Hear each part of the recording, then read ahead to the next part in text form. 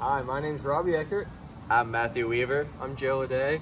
And we We're made Gigabates. So we're all ASE seniors at Stratford High School and plan on attending Texas A&M to major in engineering next year. Hi guys, it's Matthew Weaver, and around this time last year, we came up with the idea for Gigabates. Just a little prototype right here that we thought of.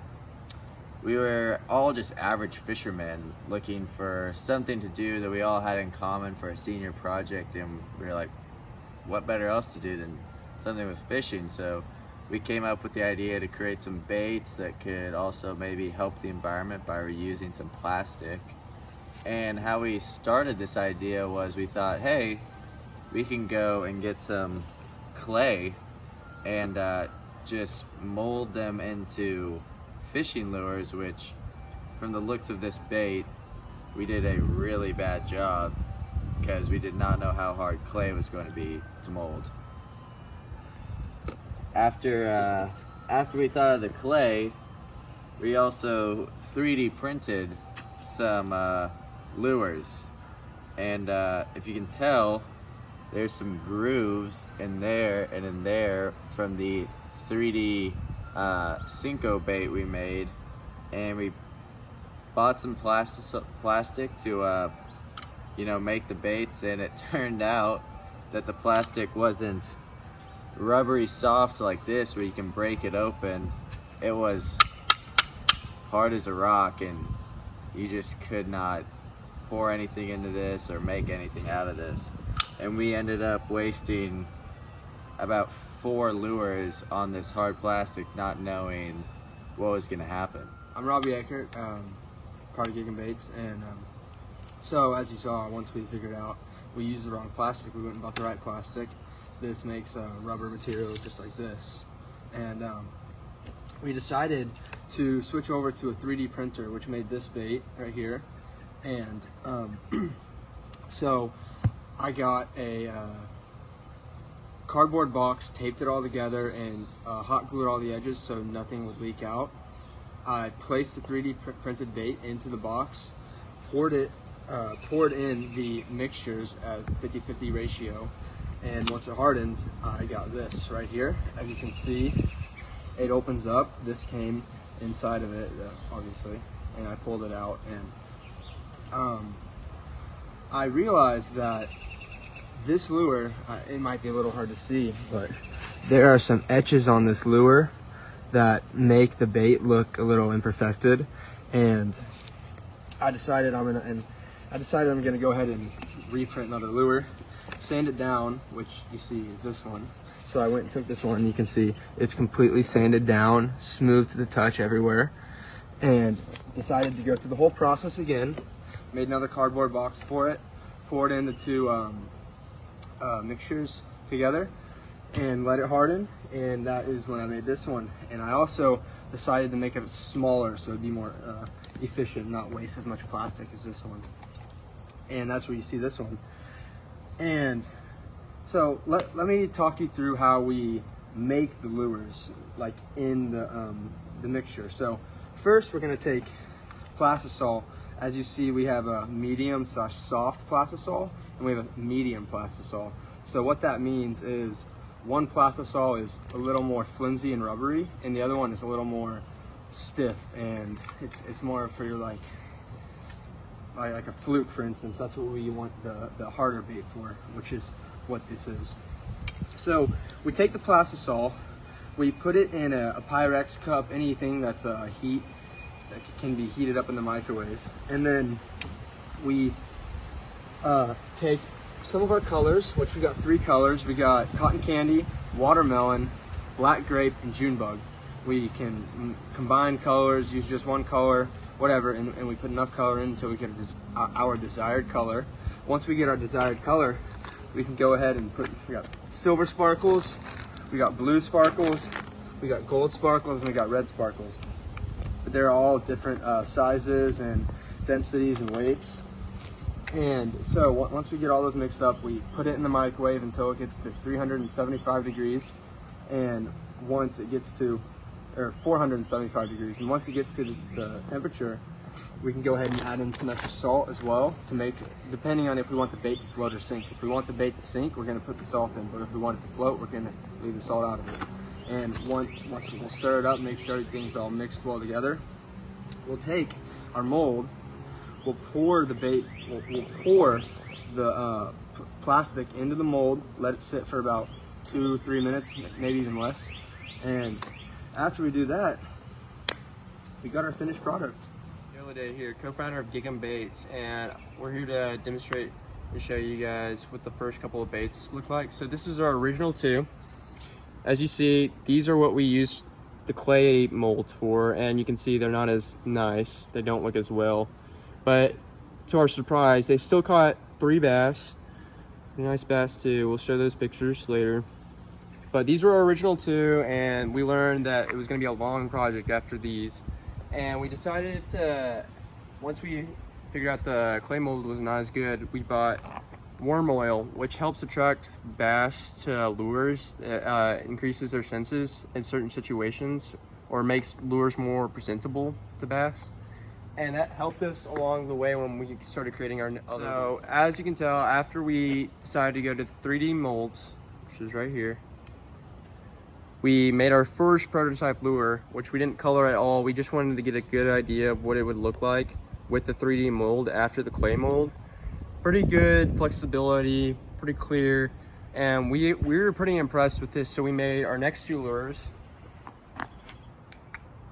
This one is called Ice Blue. It's a swim bait, that's what we call it. But we got a good color. We didn't really want to put too many sparkles in it, because it already has that nice dark color to it and attract more bass. And we thought it would be, this is like showing that our project was really going somewhere. And we decided to actually add in more color and glitter. And these are called Crystal Clear.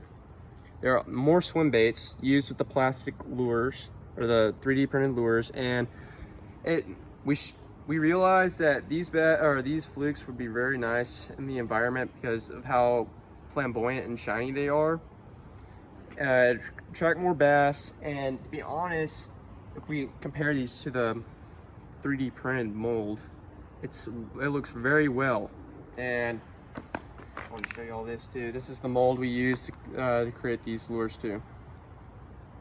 So once we realized we could succeed with the fluke or the swim bait, we decided to move on to the Senko lure, where we made this mold and we poured the plastisol in the middle, and we can pull the lure out once the actual plastisol hardens over time. And we came up with 6 different lures. So we kind of wanted to base them off our old swim baits. So we have, once again, the ice blue color, just used in darker environments. And it's just a basic lure you can make at home. And then we decided we wanted to make a modification to it, so we made ocean blue. And as you can see, it's a little bit darker and has sparkles to it, which will attract bass and other small fish in like darker environments at night or towards the end of the day. Okay, and we wanted to utilize our other colors as well, and we made strawberry red. And see, it's got some pretty good flexibility to it. You can use this during the middle of the day, catch your middle to larger sized bass with these. And then we wanted to utilize our green color once again. So this is mean green, kind of like Stratford Spartans, but it doesn't have too many sparkles in it. It's our smaller sparkle blade, and it doesn't go down as much within these water environments. And then we have the creek green color. This one's a little bit heavier lure, so it'll sink more in water environments, and it has larger sparkles within the bait. Then we have our final color. Again, we wanted to kind of base them off the success of our flukes, and we have crystal clear once again, and it'll just use for environments with lighter or more light in the environment, and got some good flexibility to it and some length. Alright, today we wanted to go over how we made our molds and lures and like the chemistry part to our project, and we're going to begin with how we made our molds first. So when making our molds, we wanted to have like a rubber, kind of like bendy like solution so that our lures are like flexible. So we went with Umu 30, which is a silicone rubber. as you can see. And pretty much you can place the solution into a cup or a bucket, and in about 6 hours at room temperature, the solution will solidify into something like this. As you can see, be a little bit bendy. It helps make our lures flexible. And yeah, Agrig's back again, and now we're going to be explaining the chemistry to our actual lures. So when making our lures, we need a solution that will actually like be flexible and rubbery, and it can be reused over time. So we went with the plastisol compound, as you can see, by LureWorks. And what you do with this compound is you'll pour it into like a measuring cup, a liquid measuring cup, and put it in a microwave. And you'll be doing this for a period of time where you'll heat it to about 340 degrees, and you're constantly stirring this cup so that the plastisol doesn't like become burnt or break down over the time the microwave's heating it. So once you have this plastisol compound about 340 degrees, you can actually start adding dyes to color the plastisol while it's still hot. So this is just an example of one of our dyes. It is the colorant for PVC plastisol. It's like a greenish, dark green, and you pour it in, and you can add your glitter as well into this compound, and you can pour it into one of your molds where as the solution starts to cool down, it'll start to solidify, and it'll make your actual lure. And you'll be able to take it out of the mold, and you can stop there, but you can also add other stuff such as our worm oil, which just makes our lures a lot more attractive to the fish. They're slimier, which will they'll last longer over time, and just makes this whole lure process a lot more efficient and better for the fish. Rigged up a bait. This is what it looks like. Looks alright. I did a pretty bad job rigging it. Oh, we still on drag. Okay. Okay. Get up. Yeah, keep her up. Hold up. Rod tip up. Free a little. Free. Oh my gosh. I had a nice hook. Let's take it out. That's a nice bass. Yeah, I know. Reel her. Okay, here we go. Come on, David. You got this. No.